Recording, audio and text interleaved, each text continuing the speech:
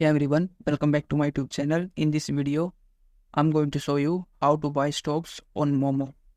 So first thing you need to do is open up Moomoo website or app and then create your account and then log in. After this, what you need to do is open up the web app or website and then click on search button just like in this image showing. After this, simply click on this trade option and then on this page simply enter the price, quantity and the order details and then click on this unlock trade button. After this you will be prompted to enter your Fusu SSG trading password to continue.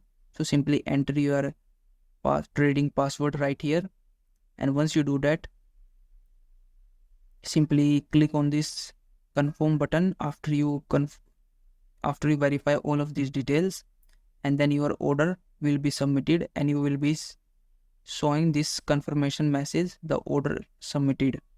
So if you want to check if your order is filled, you can go back to your application and then click on this trade option, and from there simply select order notice and you can see your transactions.